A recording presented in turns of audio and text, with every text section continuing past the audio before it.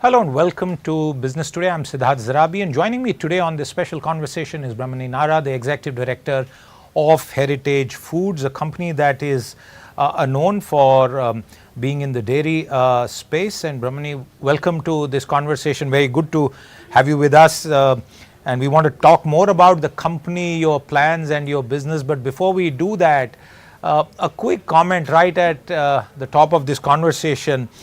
How does this 50% punitive tariff by the United States impact your sector and your company, if at all? Hi, Siddharth. Thank you so much for having me here. I think that's a very relevant question, and everyone's talking about impact of US tariffs on several nations, including India.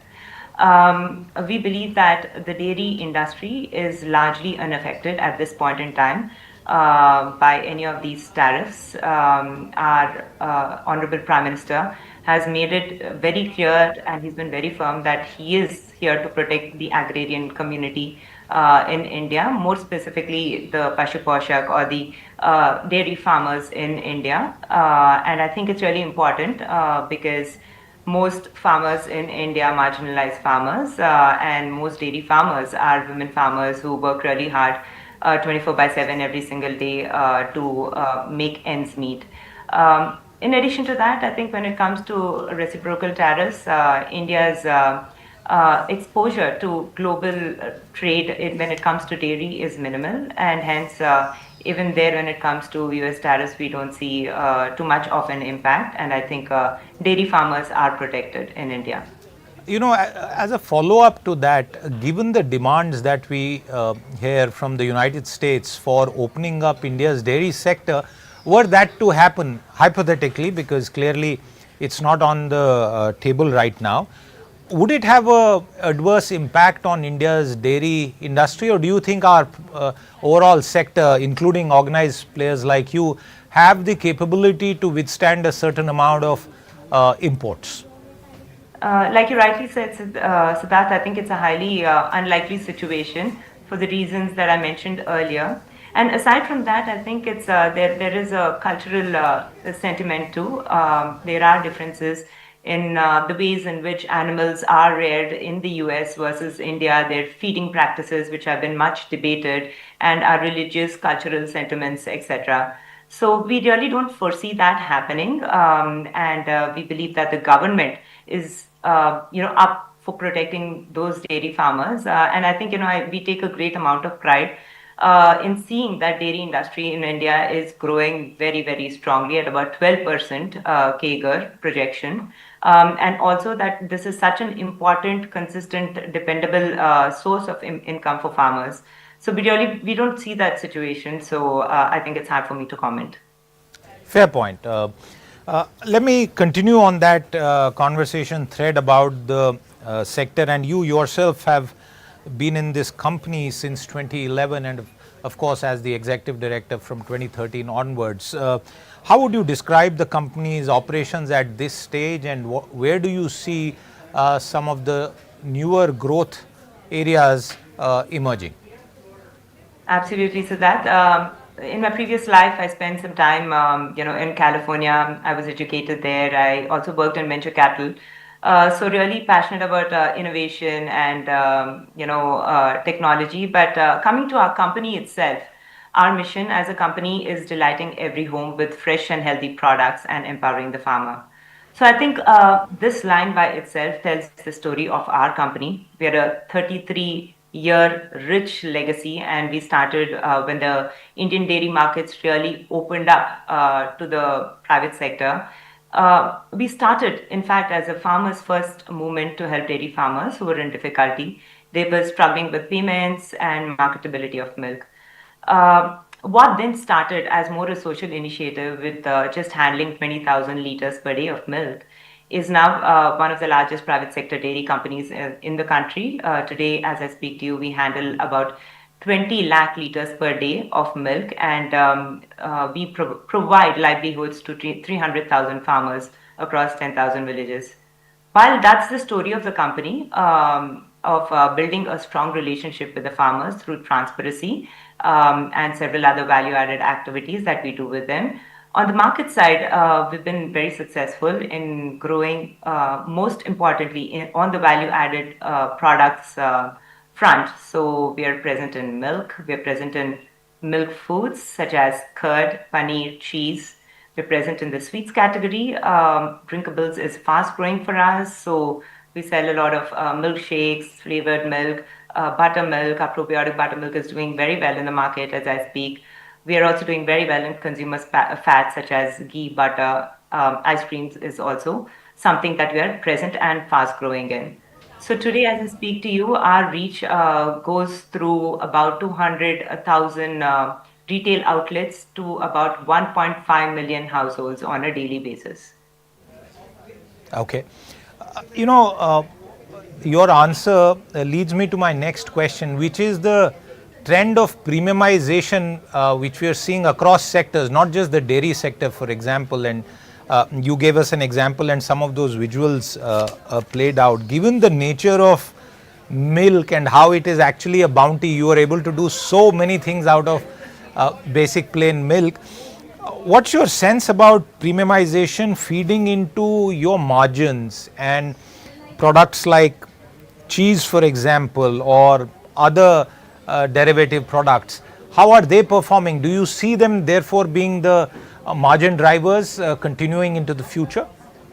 Yes, that generally, I think we all know that the margins in dairy value-added products are much higher than that in liquid milk itself.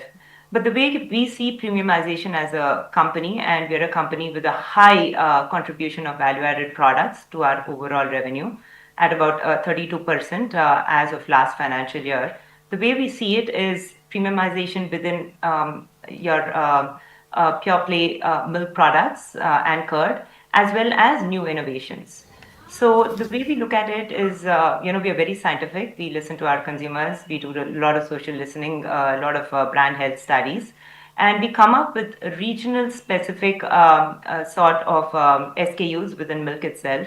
So we launched something called the Sarvagun milk, the Sampurn milk, in the NCR market as well as the Maharashtra, Mumbai market more recently. Similarly, there are more launches that we're making across our different markets while listening to consumer-specific needs and wants and requirements in those markets. Aside from that, when it comes to value-added products, I think other value-added products, we have a very scientific framework within Heritage Foods called the Heritage Innovation Framework, which is tech-enabled. It's a cross-functional effort across different teams to come up with innovations. And one such initiative would be the introduction of the Heritage Levo sub-brand for healthy energy sort of proposition products. We recently relaunched our flavored milk through the Levo sub-brand, and also high-protein probiotic snackable yogurts. And we've seen really good reaction to it and really good offtake of our products in the market. So all in all, I think premiumization is something that we stand for a higher quality product. And I say this not plainly. I say this because we are one of those very few dairy companies who has control over the whole value chain or the supply chain of the raw material and the products that we handle. We go down to, at any given point in time, 200,000 farmers on a daily basis directly to procure milk from them. We use technology to make sure that we've digitized measurement of milk at any given point in time for the quantity and quality of milk. And we've really leveraged technology to make sure that we are efficient in our value chain as well, so that the freshest product goes into the market at the earliest possible time interval. So our go-to-market strategy is such that we procure milk as close as possible to the markets where we sell our products. We also process our milk in 18 processing facilities really close to our markets.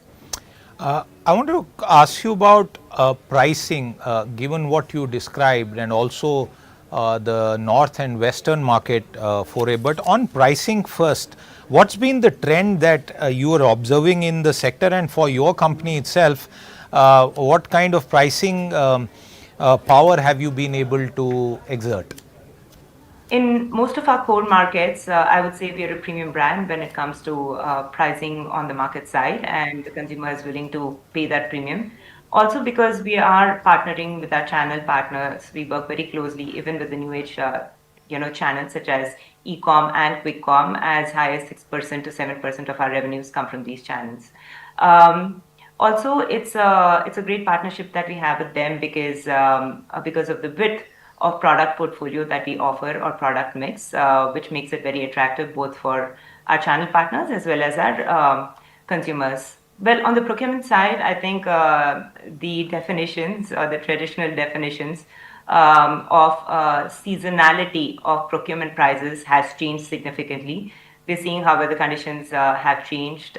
We've seen how other external factors such as geopolitics, import-export policies, etc., have affected procurement prices. But typically, H2 is the time when procurement prices should come down because milk production typically increases. And also, that's the time when festive season also happens. So we see sales improving and hopefully margins also improving because more value-added products get sold during that point in time, aside from the summer season being a Okay. peak. How different is the customer from your core traditional market in South India versus in the north or Maharashtra? And also, I see a sort of sub trend which is of organic ghee, organic milk, and you see some brands trying to fulfill that also as a niche product category. How different, and what's your experience and feedback been from these recent forays into newer markets? I think the Indian consumer, be it whichever market, has become more quality conscious, especially in dairy. Most of dairy is unorganized. About 60% of dairy is unorganized. I think most consumers are looking at dependable, trusted brands that have been around and done it for the last couple of decades. They're looking at hygienically packaged products with traceability being very important for them. One trend that we certainly see in the market is the trend of fortification. We were the first dairy company to fortify all of our milk end to end with vitamin A and D, even before it was mandated by the government.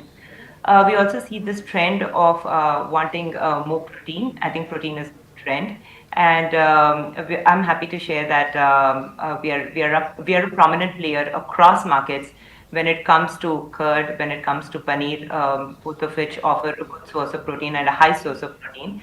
And like I recently said, we've also launched yogurts, which are high in protein. Similarly, like I said, we listen to our consumer. One insight that we've realized and understood was, digestive or gut issues.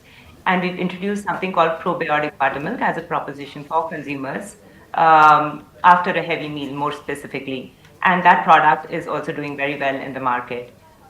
So what I believe is, yes, functional benefits is something that consumers are looking for, and of course they're looking at dependable, trusted brands wherein they can trust the traceability and the quality of the raw material and the freshness of the product. One of the largest players in this sector some time ago ventured into the protein powder, the whey protein space. If I heard you right, you said you were in that space as well. Is that correct? And can you talk more about what kind of plans you might have there? Sure. So we are in the fresh dairy space. We are not yet in the whey protein powder space. However, we are in paneer, and one of the byproducts of paneer is whey. And paneer is a rich source of protein, so we're growing very well. In fact, as of Q1, we've grown about 35% in terms of volumes when it comes to paneer, and the growth is going strong despite change in weather conditions, etc. Because it is something that's unaffected by weather, and the trend of protein is looking very encouraging. Would there be any plans to look at the whey protein space? Not as of now, but perhaps in the future once our volumes increase in terms of wheat production. Okay. Coming back to paneer, another trend that we have seen is concerns and more consumer awareness around adulteration or paneer that may be sold in loose formats, unorganized. I still believe that a bulk of sales continue to be in that format. Is there any data that you have of a possible consumer preference shift to more organized, credible brands like yours because they get a certain sense of safety and credibility attached to it? Absolutely. Like you rightly said, I think among dairy value-added products, the least organized would probably be ghee and paneer, where adulteration is also really, really high according to different reports and newspaper articles. With cheaper alternatives, sometimes animal fats, etc., also being used, unfortunately. And these are essentially the categories in which, as a requirement of the consumers looking for higher quality, dependable brands and products, we're seeing a lot of traction. We are investing into a bigger, highly automated paneer plant to keep up with the market demand as we speak, and we're seeing a lot of growth across channels in paneer as well as ghee, where quality is generally a big problem, and spurious ghee is easily and openly available in the market. On a geographical basis, which is the largest paneer market that you see growing for you? So, on a pan-India basis, we see that North India is definitely the largest segment because consuming paneer is a habit. And South India is fast growing at the same time because India is a largely vegetarian population and it's a great source of protein. And it's becoming quite popular even in these markets. And hence, the way we market our products is so different in different markets. In North India, it's about purity, it's about a good sourcing of milk, our processes, etc. Whereas in most of the South Indian markets, it's more so to do with how paneer can be cooked easily at home and how to increase the frequency of consumption of paneer at home more regularly. So really, our the way we market our products is different based on regions and markets, like I mentioned earlier. So yeah, so we Well, that's absolutely right. Paneer consumption also has regional biases in India, and I'm glad you're making the effort to push it more in the south. Very clearly, customers would have their preferences there. Let's talk about ice cream. How's that division coming along? A significant 230 crore plus investment. What are your current estimates regarding how it could pan out to be a revenue and profitability driver? So Siddharth, ice cream is one of the highest profitability, products when it comes to dairy, and it's growing really fast for us. And the primary reason why we sought board's approval in investing about 226 crore in a fully automated plant that can help us with capacities up to 75 to 80,000 liters per day is that our existing plant of a capacity of 25,000 liters per day is maxed out during peak season. So growth is looking very powerful, and we believe that we are able to leverage our brand presence and our brand premiumness in ice cream as well in our existing markets. We are looking at very innovative products also as we invest into these processing facilities. Like products that we never had in the past. We are looking at bars. We are looking at bites. We are looking at very, very interesting products that we are creating both internally, also in collaboration with our suppliers, both raw material suppliers as well as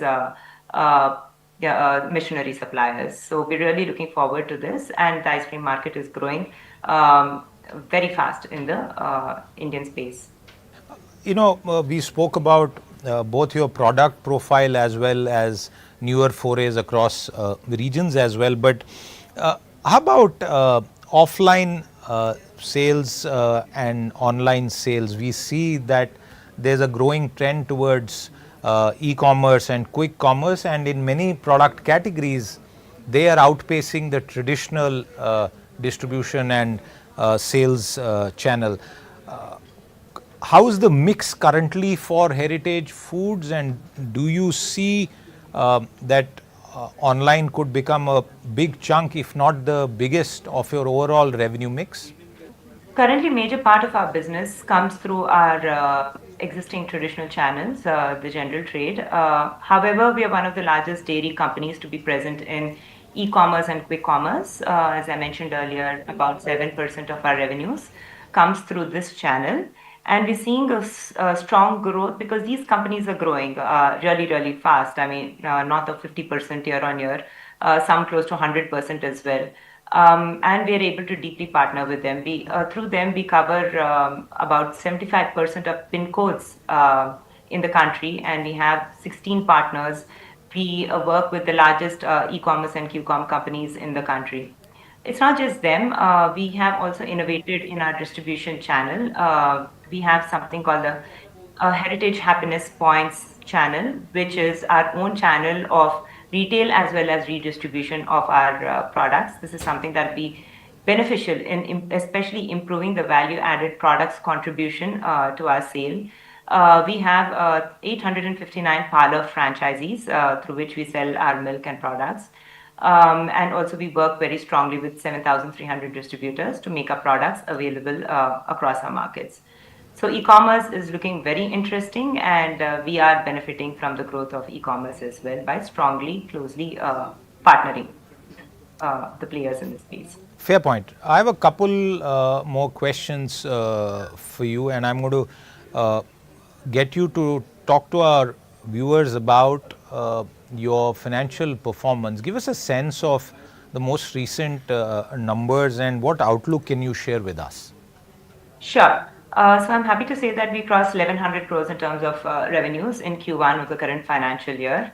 A pretty strong growth despite headwinds such as unseasonal rains during the summer. We all know it. The country suffered from it.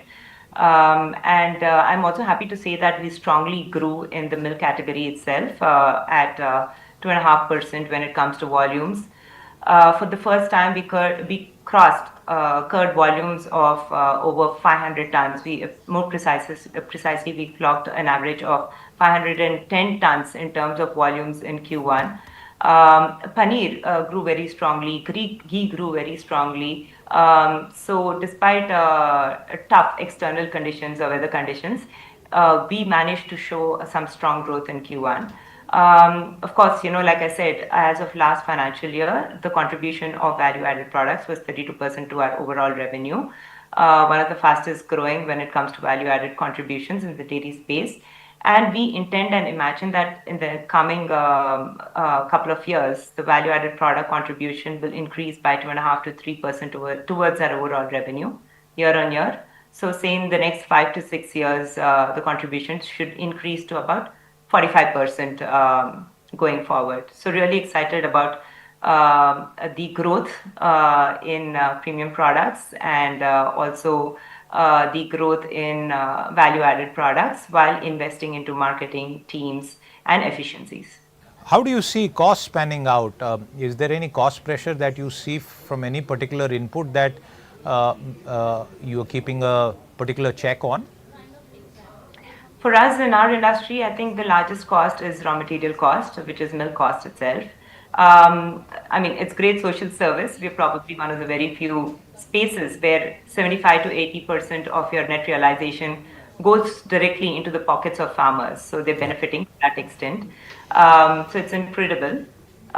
Yes, optimizing our procurement costs is important for us. We have about 200 chilling centers across 17 states of the country. And, optimizing our operations costs is very important for us. Part of it will come from optimizing logistics costs, and the other part through automation. We're very proactive about using technology. Automation is a huge part of it. And also, when it comes to our markets as well, we're very efficient. We're using a lot of AI. We're using a lot of tools to be able to better optimize our logistics, transport, etc. A huge part of the growth and vision of the company, which is, to improve our contribution of value-added products and grow at about 15% for the next 5 years. also comes from digitization. And for us, we strongly believe that IT and digitization is not just a support activity or a support function, it is the core of everything we do. So we're very active in that space. All our payments towards our farmers across the 10,000 villages that we operate, as well as payments from our customers, come through digital platforms. In fact, we're the first dairy company to digitize payments across, also to our vendors, our utilities payments, etc., to digitize all of that. Aside from that, we have a very unique app called the Vet Plus app that we make available to our farmers free of cost, through which they can avail virtual veterinary services and other support, which we are seeing incredible traction with in terms of improving the productivities of the animals, and in terms of building a higher stickiness with our farmers. So I think going forward, predictive analytics becomes very important for us. AI agents is something that we are piloting throughout our company.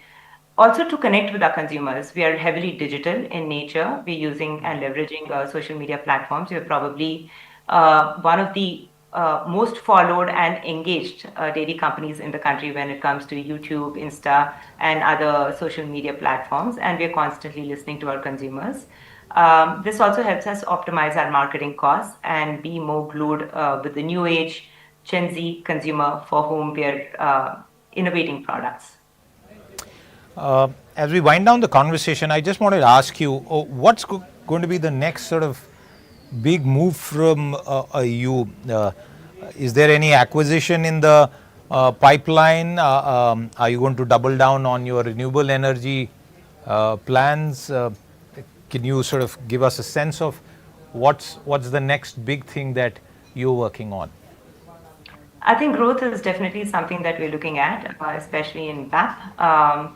And hence, innovation becomes very important for us. We're constantly innovating within mainstream products, like I mentioned earlier, as well as new products. And we have a robust mechanism through which we do it. I think what's also important for us is improving our farmers' base from the current 300,000 farmers to about 5 to 600,000 farmers in the next 5 years. So we are on top of supply, and we're able to sort of meet our growth requirements. I think acquisitions is something that we are not seriously contemplating at this point in time, although we are open-minded based on the profile of the company, the value that the company or the operations bring to us in value-added products, quality, etc. And again, this was something that I was doing in my previous life, so I've had some in this. So I think these are things that are exciting, and of course, sustainability and is something that's very important for us. About 13 megawatts of our electricity supply to our factories comes through renewable sources. This is about 40% of the electricity requirements of our factories. And the next couple of years to come, we intend to take it to 75%, if not 100% even, except that we do have some logistical issues of certain types of power lines being available, etc. But sustainability is something very important for us. And in the process, we want to be the most admired dairy nutrition company and also double our farmers' incomes through this strong relationship that we have with them. Wonderful. Just one final question before I let you go. And this is, we are talking at a time when the Center State GST Council is considering very significant changes to the GST rate as well as process architecture. And I wonder if you had any thoughts about the sector that you represent from a GST perspective. Of course, unbranded, not falling under GST, but when it comes to anything that's branded or packed, it triggers GST. Do you see any scope for the council to consider any moves and changes as far as the dairy sector is concerned? I think considering that most foods are assumed to fall under the 5% tax rate, I think it's certainly a welcome move. It gives a boost to essential consumerism within India while the economy is growing really well.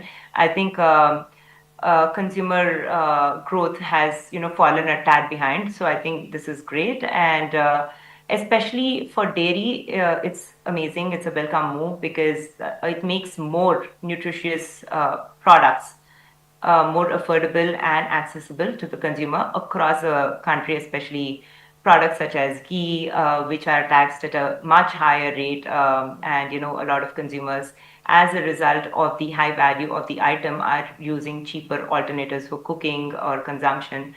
So I think it's great for a consumer,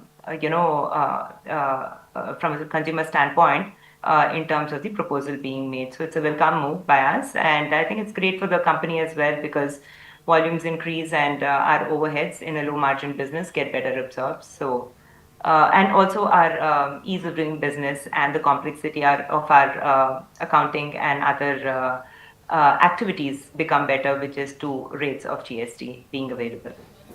Absolutely. Brahmani Nara, thank you very much for your time with us here today on Business Today.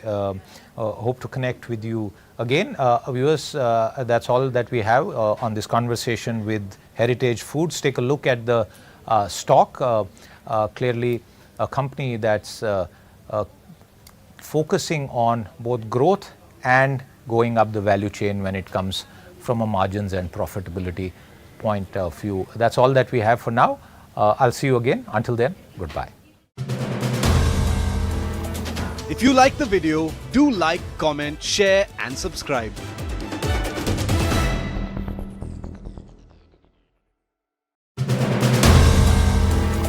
If you like the video, do like, comment, share and subscribe.